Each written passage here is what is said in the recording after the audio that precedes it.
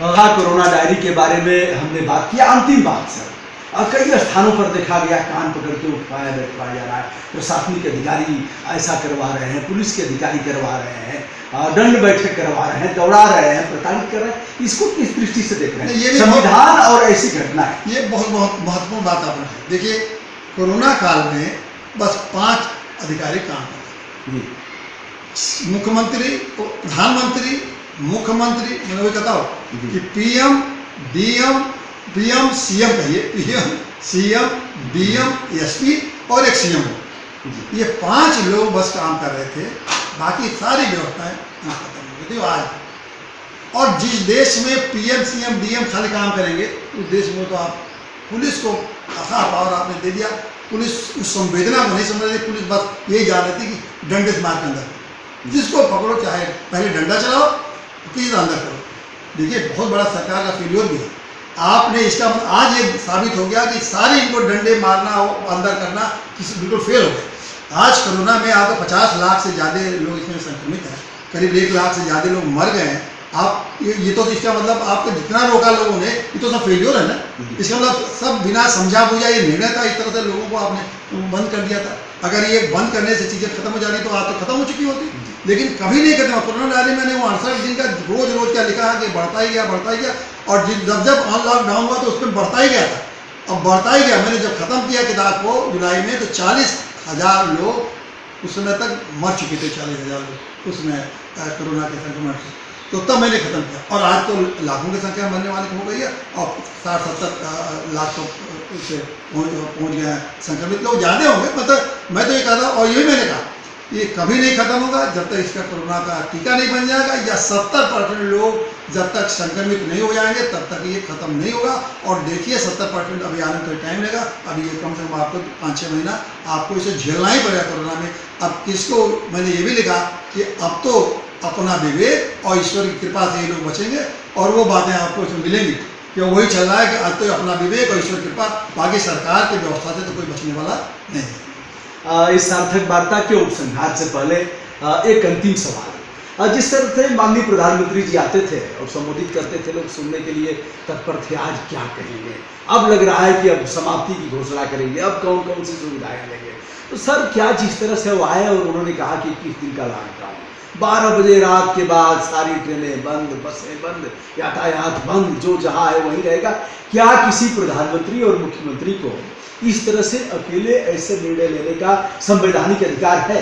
हमको लगता है कि ये जो जल्दी में निर्णय लिया गया, ये बात इसका भी मैंने उल्लेख किया है कि कम से कम निर्णय लेने से पहले 1 हफ्ता तो आप देश के लोगों को बता देते कि भाई हम ऐसा करने जा रहे हैं।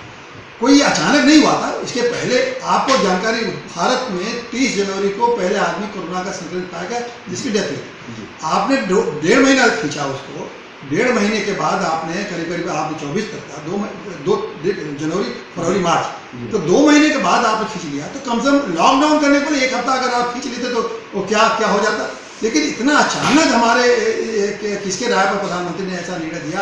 हमारे समझे अधिकारियों को ही राय इस तरह से दिया या कहीं की वर्ल्ड बैंक कहने में किया या लोगों को दुनिया के देख के नकल करके किया? लेकिन ये विवेकपूर्ण निर्णय मेरे हिसाब से नहीं है, इसका मैंने उल्लेख किया भी है कि इस तरह का विवेकपूर्ण कम से कम 1 हफ्ता का समय देके, ताकि सब लोग इतनी परेशानी नहीं होती, सारे मजदूर लोग सब लोग अपने घर चले गए होते। अरे यहाँ तक भी कहानी यह है कि स्टेशन पर 12 बजे ट्रेन रुक गई और मजदूर सब पैदल रेल लाइन किनारे रात में 12 बजे कहाँ जाएंगे? पैदल कहाँ कैसे गए? अरे क्या मुसीबतें सारी किताब में आपको मिलेगी। तो ये बहुत सारी चीज़ें इस तरह हुई हैं। और सबसे बड़ी बात दिक्कत हुई है कि आपने जब इस तरह से अचानक जब कर दिया तो हम लोगों ने ये समझा था कि ये जब 21 दिन का लॉकडाउन है, इसमें स्वास्थ्य की सुविधाएँ खूब व्यवस्था कर दी जाएगी, हॉस्पिटल में सब व्यवस्था हो जाएगी। आज हॉस्पिटल की व्यवस्था का जो उसका भी मैंने उल्लेख किया, बिल्कुल हॉस्पिटल की व्यवस्था वही एडहॉकिज्म की तरह से कर दिया गया, न कोई डॉक्टरों का स्टाफ बढ़ाया गया, न सुविधाएँ बढ़ाया गया और एडहॉकिज्म तरफ चलता है। तो ये ठीक है। और आज भी अगर आपको कोरोना हो जाए तो बड़ा भारी मुश्किल का काम है कि किसी प्रॉपर हॉस्पिटल में आपको एडमिशन मिल जाए। तो ये सारी चीज़ें होना चाहिए था। और ये बड़ा आसान है कि अंदर रहिए, लेकिन लोग जीवन कैसे जिए हैं और नौकरी चली जाने के बाद फिर जीवन कैसे जिए, इन सब बातों का गहराई से अध्ययन करना चाहिए, जो कि नहीं हुआ। मैं स्पष्ट शब्द में कहना चाहता हूँ। सर थोड़ा सा और हम चाहेंगे शॉर्टकट में कि जैसे आकर के कह देते थे कि 21 दिन का लॉकडाउन, जैसे या स्वतः कह सकते हैं या फिर किसके परामर्श से ऐसा करेंगे? क्या प्रधानमंत्री मुख्यमंत्री जी को सीधे अधिकार है कि आएंगे और कह देंगे मंत्रिमंडल और सबको दरकिनार करते हुए? ये बड़ा एक कॉन्स्टिट्यूशनल सवाल है। कोई बहुत आपने इमरजेंसी डिक्लेयर नहीं किया था। कोई इमरजेंसी में तो आप कर सकते हैं कि आप 2-4 लोग आप बैठाते हैं कि ये सामान्य कॉन्स्टिट्यूशन चल रहा था, कॉन्स्टिट्यूशन का कोई प्रावधान का सस्पेंडेड नहीं था, सारी व्यवस्था चल रही थी, तो उसमें ऐसा निर्णय नहीं ले सकते हैं आप। आपके पास 2 ही डिजास्टर मैनेजमेंट का कानून था, एक एकेडमिक एक्ट का कानून था, लेकिन वो कानून ऐसा नहीं है कि उसमें आपको एक्सट्रीम पावर देता है कि जब आइए तब आप निर्णय लीजिए।